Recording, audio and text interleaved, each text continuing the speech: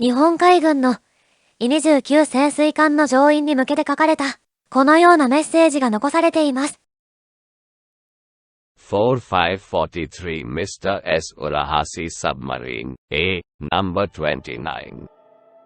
Dear Mr. Urahasi, I am very glad to receive your letter. I have enjoyed the voyage in this boat, and the atmosphere of friendliness and cordiality here has given me great satisfaction. I thank you very much for the good wishes you have expressed for myself and my country. With my best wishes, I am yours sincerely. Subhas Chandra Bose。 1943年5月7日、伊29潜水艦浦橋七郎殿の親愛なる浦橋君、お手紙嬉しく拝見いたしました。私は本艦における航海を非常に楽しく、そして友情と親切に満足いたしました。君が私自身並びに私の故国に対して表されたこよなき願望に対して深甚なる感謝の意を表します。心からなる敬意をもって、親愛なるスバスチャンドラ・ボース。メッセージを書いたのはインド独立運動家スバスチャンドラ・ボース。送った相手 S 浦橋というのは伊29潜水艦乗員の浦橋七郎上等機関兵曹。このチャンネルの日記や短歌を残した人物です。メッセージが書かれたのは日付から1943年5月7日とわかります。この時、チャンドラ・ボースは日本海軍の伊29潜水艦で南アフリカ沖からサバン島に向かう途中、翌日の8日にサバンに入港しているので、艦を降りる前日に書いたようです。浦橋上等機関兵曹の書いた8日の日記には、司令及び艦長及び乗員代表の浦橋宛てにメッセージを残すと書かれているので、艦を降りる時に渡されたのでしょう。メッセージを送った相手は伊29に乗艦していた第14潜水隊司令の寺岡大佐、伊29潜水艦艦長の伊豆中佐。そしてこのメッセージに書かれている浦橋七郎、この時点での階級は上等機関兵曹、つまり下士官です。風歴表には下士官特務という記述があるので、重士官のような立場だったのかもしれませんが、階級としては大佐中佐などに比べてかなり下、兵曹長の一つ下という階級です。なぜチャンドラ・ボースはわざわざ上等機関兵曹にメッセージを残したのかというのが今回のお話です。ですが、その前にスバスチャンドラ・ボースとは何者か、なぜ伊29潜水艦に乗っていたのか、そこから説明していきましょう。スバスチャンドラ・ボースは現代のインドでガンジーらと共にインド独立の英雄と言われる人物です。当時はイギリス領インドでしたから、イギリスからの独立のために戦った英雄という意味です。日本での知名度はガンジーなどに比べると低いと思われますが、インドの国会議事堂にはガンジー、ネルーラと並んでボースの肖像画も掲げられ、その名は国際空港、大学の名称にも使われています。日本の安倍首相がインドを訪れた際にはチャンドラ・ボース記念館を訪れていたり、2004年にはチャンドラ・ボースを描いた映画が公開されたりもしています。伊29潜水艦の艦内で乗員に向け発表されたチャンドラ・ボースのプロフィールでは、2557年、明治30年生まれ、ベンガル州出身、英ケンブリッジ大学卒業、インド独立運動の大建物、カルカッタ市長に2回就任、ガンジー王と共に会議党員であったが、その主義において急進右派の先陣なり、1938年度及び39年度2回にわたって会議党総裁に就任。その主義急進的なるをもって穏健派より排斥され相当を辞す。1940年7月、インド独立運動事件のため捕らえられ投獄せられしも、配慮のため釈放、自宅監禁。翌年1月姿を消しドイツに亡命。インド青年層に人望厚し。2557年というのは、神武天皇が即位したとされる年を元年とする、後期2557年という意味です。西暦だと1897年。つまり、この時チャンドラ・ボースは46歳でした。もともとは、インドでマハトマ・ガンジー指導の官営不服従運動に参加し、カルカッタ市長や国民会議派議長などを務めていました。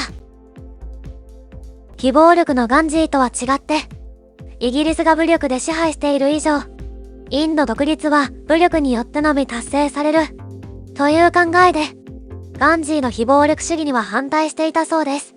そんなチャンドラ・ボースは、1940年7月、デモの扇動と治安妨害の容疑で逮捕されましたが、体調悪化で自宅軟禁となります。1941年1月、インドを離れ、イギリスと戦争しているドイツに脱出。ドイツで独立運動を展開するものの、対英和平も考えていたドイツは、イギリス領インドの独立には消極的だったようです。それで、チャンドラ・ボースは日本へ行くことを画策。日本としては、占領地などで活動していたインド独立連盟とインド国民軍の指導者を求めていたことから、チャンドラ・ボースを迎えたかったのです。しかし、ドイツから日本に行こうにも、陸路、海路、空路のどれも戦争状態にあり、安全に移動するのが難しい。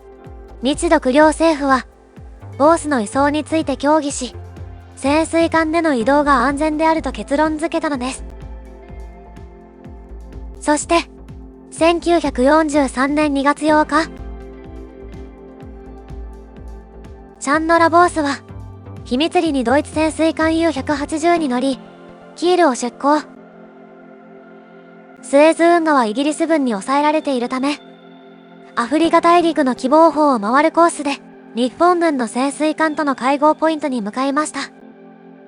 一方日本側の E29 潜水艦は、ボース出港から約2ヶ月後の4月5日、潜水艦基地であるペナンを出港。南アフリカ沖、洋上の会合ポイントを目指しました。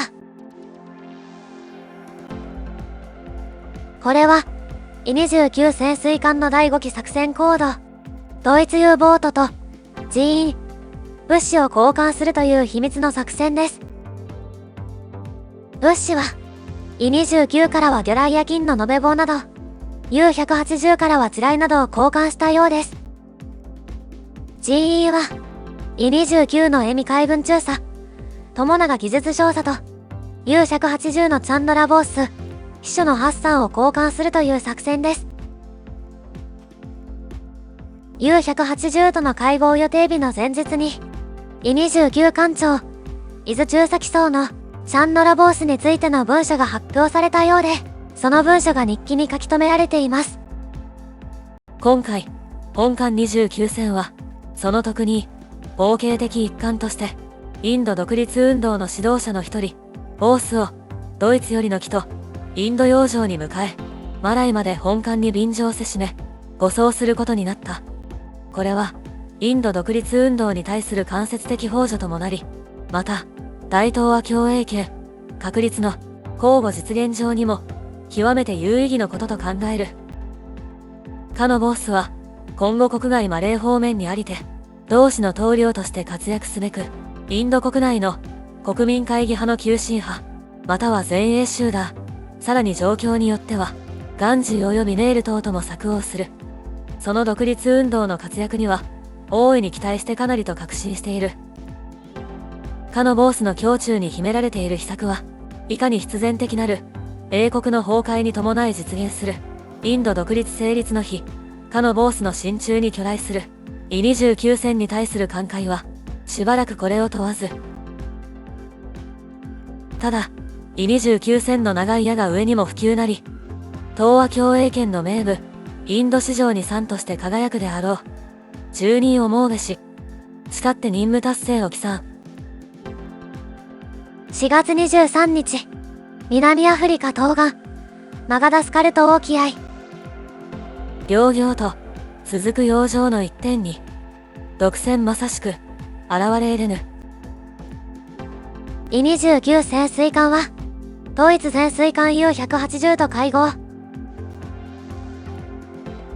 であったものの、ここから数日、波と風が強く物資交換は行えず、両艦は天候の良い場所へ移動するため登場します。世に高き荒波なり至難は起き、漂うが如く艦の行くなり。波の間に召したるかと危ぶみし、独占はうねりにまた浮かびきし。そして4月27日、ようやく天候も回復し、物資、人員の交換が行われます。しかし、洋上交換時の写真だと、波もうねりもかなりあるように見えます。深3匹いるぞと不戦の兵に告げ、連絡の綱を手繰り寄せたり、一箱が20万ぞと囁きて、揺れる浮舟に金塊を下ろす。魚雷筒にドイツの兵器が詰めありて、打ち流し寄せ、艦に積み上ぐ。このようにして物資を交換した後、エミ中佐、友永技術少佐は U180 へ、チャンドラ・ボースとハッサンは、E29 へと向かいました。最終ボートで、ボース白井艦、U ボート甲板での見送りも盛大であった。艦長の発声が聞こえていたが、おそらく、ボース万歳を叫んだものであろう。ナチス式の美しい敬礼である。ボースも帽子を振り、80日余りを生死を共にし、大西洋を乗り切ってきた今日、体感する心中は、押して知るべし。千人将校に迎えられて、上艦第一報を甲板に記す。ベレー帽を取って、にっこりと、安堵と深い喜びをたたえた顔で、司令と握手された。この激しい動乱の中に、火のように燃える、革命の志士、ボースとは見受けられないほど温願である。鋭き目、引き締めし口、インド志士ボース迎えんと甲板にいず。短歌ではインド志士、と表現されているチャンドラ・ボース。そもそも志士というのは、論語が語源で、天下太平のために正しいと信じたことを、生命をかけて貫く人物像を指した。多くは、尊王攘夷の思想を持って革命運動を行った者を指す。第二次世界大戦中に、日本へ亡命した、スバス・チャンドラ・ボースなどの、インドの独立運動家を指して、インド独立の志士とも呼んだ。とウィキペディアにあります。インド独立の志士というのは、イギリスからの独立運動を、徳川幕府の支配から脱却する倒幕運動と重ねたのでしょう。藩内で活動する志士、ガンジーらもいれば、脱藩して活動する志士、チャンドラ・ボースもいる感じでしょうか。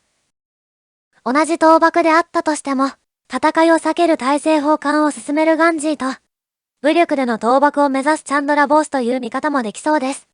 実際のインドでは、イスラム教徒による全インドムスリム連盟のジナーなどもいてより複雑です。考えてみると、幕末の志士や、薩摩藩、長州藩を支援したのはイギリスです。その支援もあって大日本帝国が誕生したわけです。その大日本帝国が、イギリス領からの独立を目指す、インドの志士を支援しているのですから、歴史の皮肉というかなんというか。とにかく、チャンドラ・ボースは、日本人からすると、海外に亡命しても志を貫こうとする、インドの侍というイメージだったのでしょう。日本としては、そのイメージを堅定していたのかもしれません。独占の暮らしの疲れ、見せもせず、ボースまさしく、艦に迎えり。こうして、疲れも見せず、E29に乗り込んだチャンドラ・ボース。ですが、この時点では、健康面に不安がありました。というのは、人員物資交換についての事前打ち合わせが行われた4月25日の日記に、会談内容は独占は、オースのベッドに苦労したらしい。廃業であること。というようにドイツから伝えられていたのです。廃病というのは結核のことです。チャンドラ・ボースは、インドにいた頃結核であったらしく、U ボートではそれを疑っていたようです。閉鎖的な潜水艦という空間で、空気感染する結核はかなりの脅威です。そのため、E29では、艦内の後部発電機室の背部に、隔離の仮ベッドを作成していた。と、戦後、浦橋七郎が、新九州という地方新聞に書いた文章が残っています。さらに、加納軍医隊医の診察の結果、肺疾患のないことも確かめられて、士官室のベッドを開けて迎えた。と、書かれているので、結核は問題なくなっていたようです。このチャンドラ・ボースが来館した日に、歓迎の手紙を送ったのが、浦橋上等機関兵曹でした。送った手紙の下書きか、翻訳前の原稿かが、残っています。E29潜水艦乗員の名において、尊敬するチャンドラ・ボース様、ご苦労様でした。今日までのドイツ潜水艦での生活が、いかに忍耐と努力を要したかは、我ら潜水艦乗員のみが知るところであります。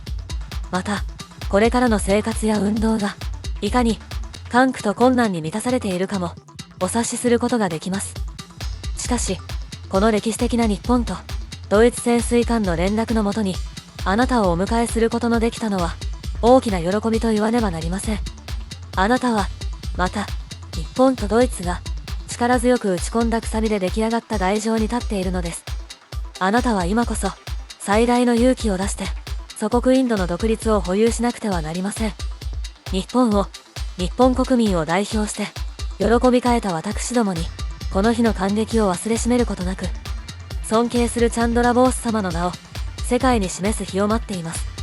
その日こそは、名峰インドとして、世紀の雄たけびを上げることのできる日なのですから。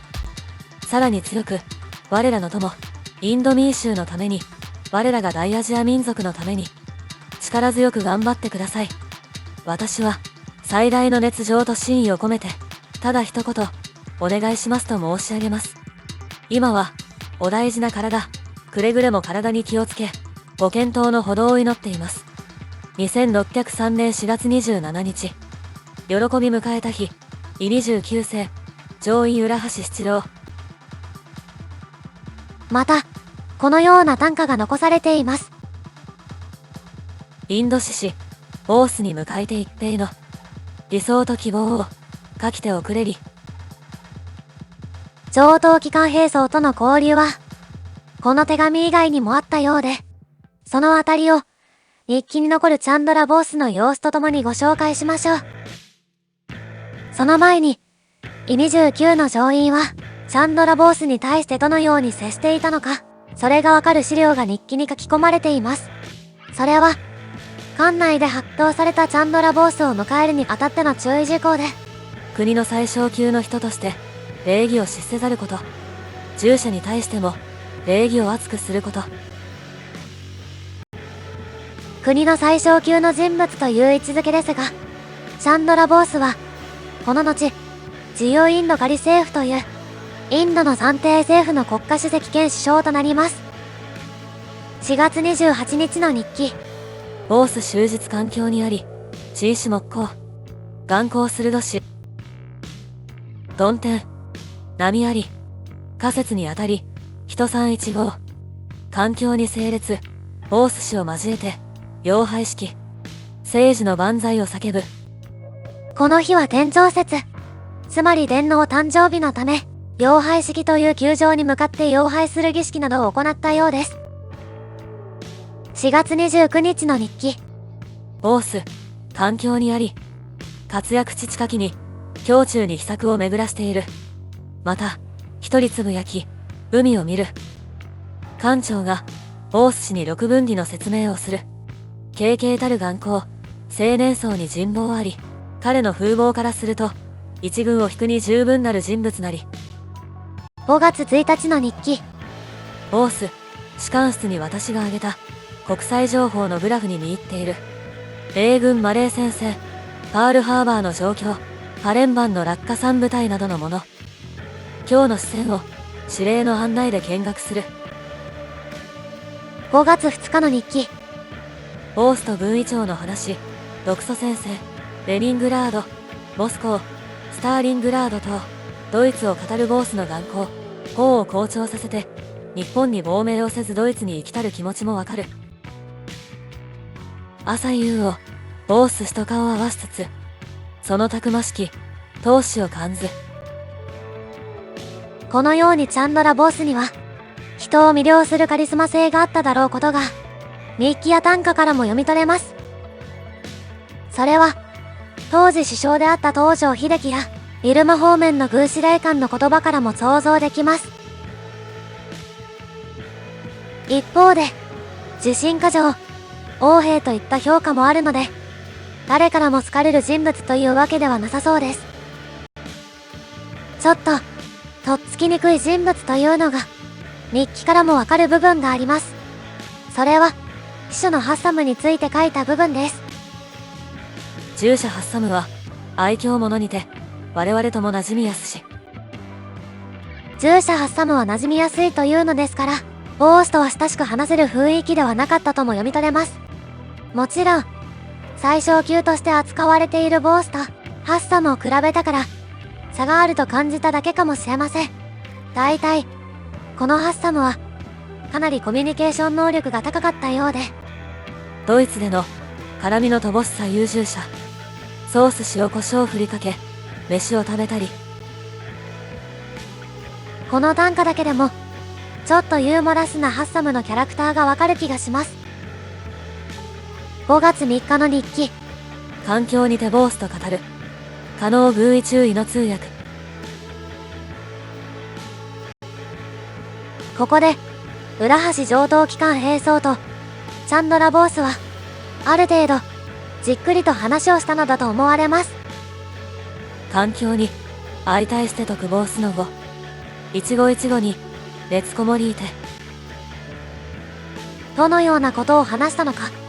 それについては、戦後、浦橋七郎が、新九州という地方新聞に書いた原稿から伺い知ることができます。独戦での待遇はそれほど善意に満ちたものではなかった。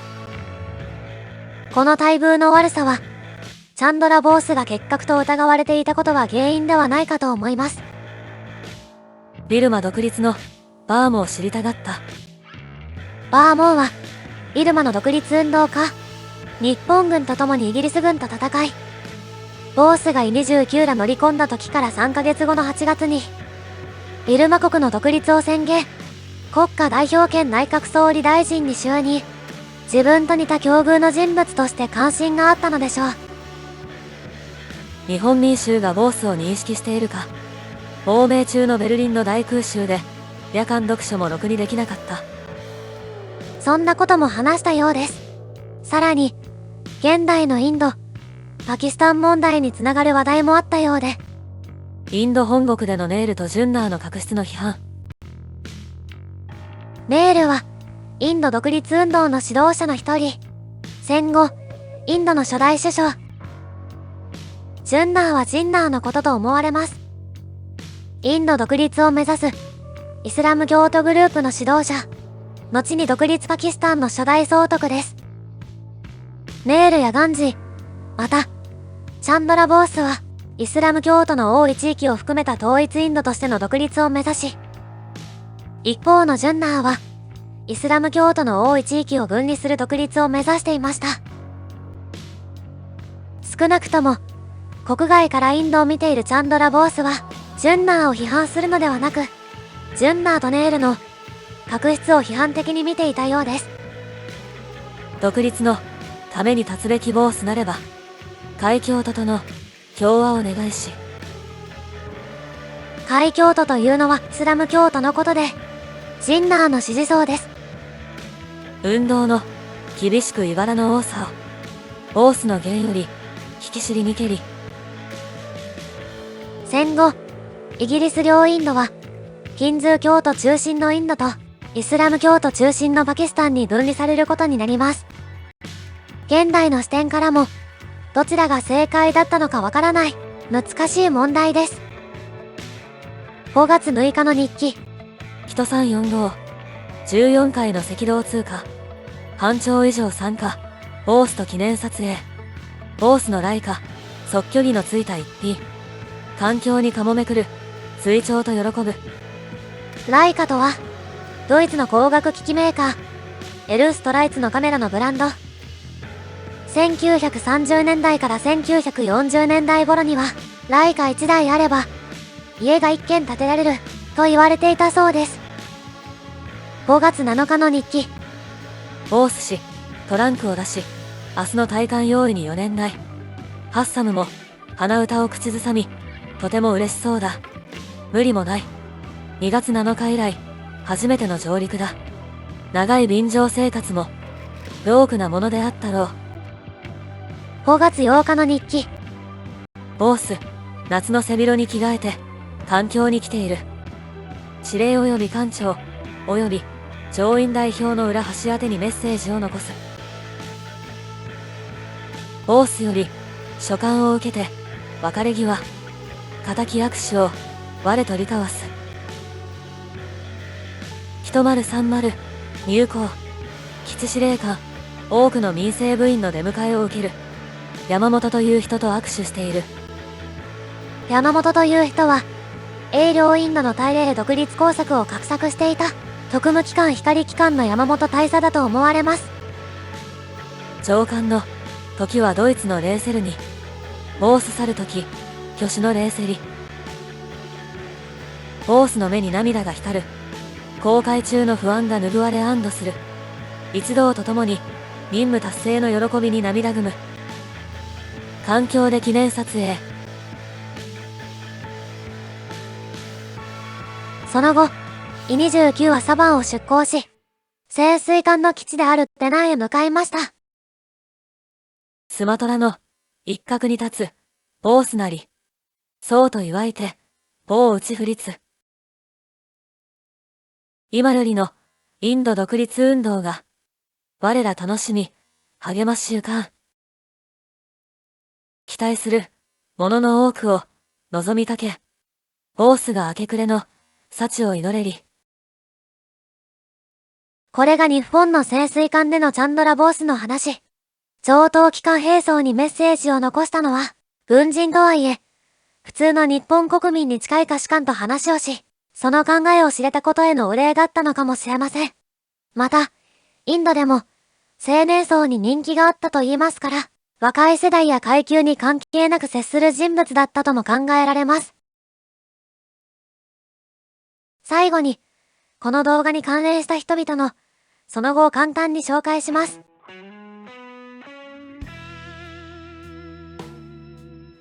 E29が、11月に、第4次砲読潜水艦として、ドイツに向け出港。その帰路の1944年7月26日、アメリカ潜水艦ソーフィッシュにより沈められました。この写真に写る乗員の多くはその際に亡くなっています。チャンドラ・ボースを運んできた、ドイツの U180 潜水艦は、無事フランスのボルドーに寄港。翌年、1944年8月、ボルドー西のビスケー湾で消息を絶つ。機雷に接触したと考えられています。生存者なし。チャンドラ・ボースと入れ替わりで、ドイツに向かった意味中佐は、1944年5月、ドイツから潜水艦での帰路、大西洋で消息を絶ちました。戦後、アメリカの駆逐艦により撃沈されての戦死と認定。同じくドイツに渡った友永少佐は、ドイツで中佐に昇じ、1945年5月、日本へ向かっていたドイツ潜水艦内でドイツ降伏を知り、捕虜となることを良しとせず艦内で自決しました。チャンドラ・ボースの秘書、従者ハッサムことアビド・ハサンは、この後インド国民軍の将校となり、戦後は、イギリスから独立したインドの外交官として、エジプトやデンマークなどの大使を務めました。1984年に死去。外交官になったことを考えても、コミュニケーション能力が高かったのでしょう。浦橋上等機関兵装は、8月1日帰還兵装上となり、9月4日に E29 を退官。重士官学生、潜水学校、大竹警備隊、呉通信隊などで軍務を続け、終戦後、1960年に死去。E29 を降りたチャンドラ・ボースは、サバンで休養を取った後、5月16日に日本軍の航空機で東京に到着。インド独立連盟総裁と、インド国民軍最高司令官に就任。10月21日に、湘南で自由インド仮政府主犯に就任。インド国民軍は、インド侵攻のためのインパール作戦などに参加。日本の敗戦後、インド独立運動を継続するため、満州国を目指す途中、8月18日、飛行機事故により台湾で死亡。9月18日、東京都杉並区の蓮光寺で葬儀が行われた。インドの志士として、常に前向きに戦い続けた人生でした。